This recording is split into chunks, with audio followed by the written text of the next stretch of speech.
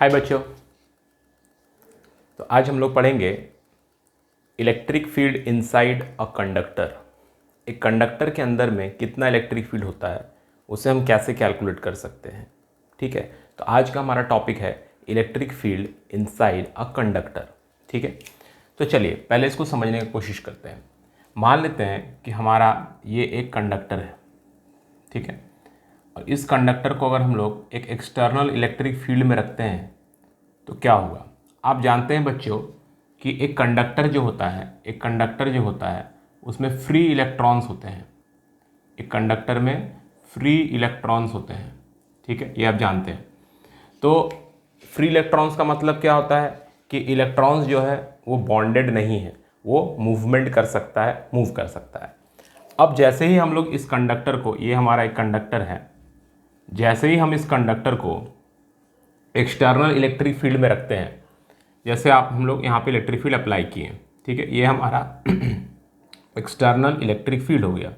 ठीक है, तो इस एक्सटर्नल इलेक्ट्रिक फील्ड में जब हम लोग कंडक्टर को रखते हैं तो क्या होगा। तो कंडक्टर, आप जानते हैं कि एक्सटर्नल इलेक्ट्रिक फील्ड जो होता है वो पॉजिटिव चार्ज से नेगेटिव चार्ज की तरफ जाता है। Electric field lines originates from positive charge and terminates into negative charge. तो ये प्लस हो जाएगा, इधर ये माइनस होगा। ठीक है, अब क्या है कि इलेक्ट्रॉन्स इसमें फ्री है, तो फ्री इलेक्ट्रॉन्स मूव करेंगे, तो ऑब्वियसली है कि फ्री इलेक्ट्रॉन्स इधर आने लगेंगे, बिकॉज जो इलेक्ट्रिक फील्ड का पॉजिटिव एंड है वो उन फ्री इलेक्ट्रॉन्स पर फोर्स लगाएगा और वो इलेक्ट्रॉन्स को अट्रैक्ट कर लेगा। तो इलेक्ट्रॉन्स जो है इस एंड पर आकर जमा होने लगेगा, इस एंड पर आके वो डिपॉजिट होने लगेगा, इस एंड पर आके वहाँ पे इलेक्ट्रॉन्स आ जाएगा। तो जब इलेक्ट्रॉन्स इस एंड पर आ जाएगा तो ऑब्वियसली है कि इस एंड पर पॉजिटिव चार्ज आएगा, इस एंड पर पॉजिटिव चार्ज आएगा। क्लियर।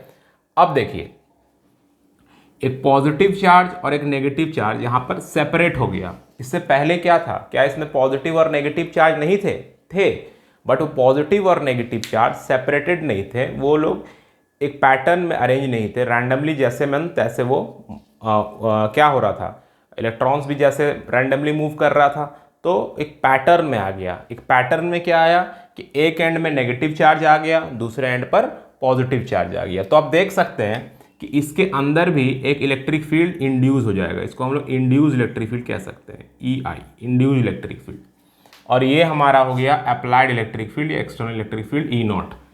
अब देखिए, ये दोनों जो इलेक्ट्रिक फील्ड लाइंस हैं या इलेक्ट्रिक फील्ड बना, ये जो एक्सटर्नल अप्लाइड इलेक्ट्रिक फील्ड और ये इंड्यूस इलेक्ट्रिक फील्ड, इन दोनों का डायरेक्शन क्या है बच्चों। इन दोनों का डायरेक्शन एक दूसरा के ऑपोजिट आ रहा है, दोनों का डायरेक्शन एक दूसरा के ऑपोजिट आ रहा है। तो क्या होगा अब।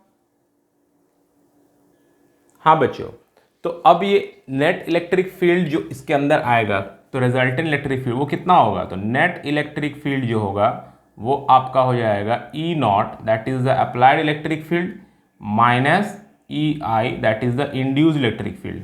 ठीक है, तो this will be the resultant electric field, क्योंकि दोनों इलेक्ट्रिक फील्ड का डायरेक्शन जो है वो ऑपोजिट आ रहा है। बट यहाँ पे सबसे इंटरेस्टिंग बात यह है कि इलेक्ट्रॉन्स जो है ड्रिफ्ट कर रहा है इस एंड पे, तो ये drifting of electrons will continue, drifting of electrons will continue, ये कंटिन्यू रहेगा, तब तक ड्रिफ्टिंग होते रहेगा बच्चों, will continue till E net, net electric field जब तक जीरो नहीं हो जाता है। क्योंकि जब तक नेट इलेक्ट्रिक फील्ड जीरो नहीं होगा तब तक ड्रिफ्टिंग होते रहेगा, बिकॉज जब तक ये net electric field non zero है, जब तक ये net electric field non zero रहेगा, एक फोर्स तो उस चार्ज इलेक्ट्रॉन्स पे लगते रहेगा। आप जानते हैं कि इलेक्ट्रिक फील्ड जो फोर्स लगाता है that is Q into E होता है। इलेक्ट्रॉन के पास चार्ज है और नेट इलेक्ट्रिक फील्ड भी है, तो ये नेट इलेक्ट्रिक फील्ड इलेक्ट्रॉन्स पे चार्ज लगाएगा और इलेक्ट्रॉन्स ड्रिफ्ट करते रहेगा इस एंड पर। लेकिन जब ये नेट इलेक्ट्रिक फील्ड जीरो हो जाएगा तब F is equals to QE भी जीरो हो जाएगा, तब इलेक्ट्रॉन्स का मूवमेंट या ड्रिफ्टिंग रुक जाएगा। सो ये करने में, इस प्रोसेस को होने में बहुत कम समय लगता है, मिली सेकेंड से भी कम समय लगता है। इसीलिए जब भी हम लोग एक कंडक्टर के अंदर में देखते हैं या कंडक्टर के अंदर में कैलकुलेट करना चाहते हैं या जानना चाहते हैं, तो एक कंडक्टर के अंदर में नेट इलेक्ट्रिक फील्ड हमारा कितना आता है बच्चों? Net electric field is always 0। तो अगर आपसे कोई पूछ रहा है कि what is the electric field inside a conductor, तो इनसाइड अ कंडक्टर, कंडक्टर किसी भी शेप एंड साइज का रहे उसके अंदर इलेक्ट्रिक फील्ड हमेशा 0 होगा। ये आपको क्लियर हो गया? Electric field inside a conductor is always 0। ठीक है, इसीलिए क्या होता है कि कंडक्टर में जब किसी भी शेप में रहे, जब कंडक्टर को आप चार्ज देते हैं तो अंदर में कोई चार्ज नहीं रहता है, सारा चार्जेस जो है उसके सरफेस पर आ जाता है, क्योंकि अंदर में इलेक्ट्रिक फील्ड ऑलवेज 0 रहेगा, नेट इलेक्ट्रिक फील्ड ऑलवेज 0 रहेगा इनसाइड ए कंडक्टर। ये बात समझ में आया? तो ये था concept about electric field inside a conductor. अगर कंडक्टर किसी भी शेप एंड साइज का रहता है तो हम लोग जानते हैं कि उसके अंदर electric field, net electric field 0 आएगा।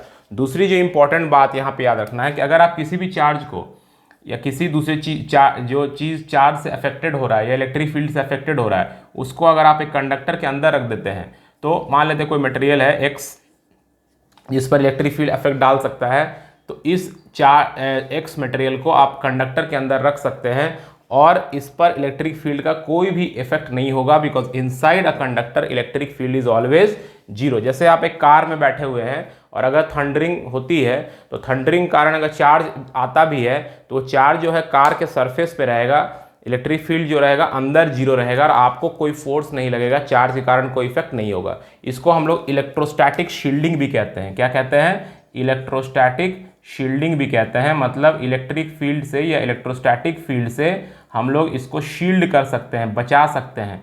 क्यों?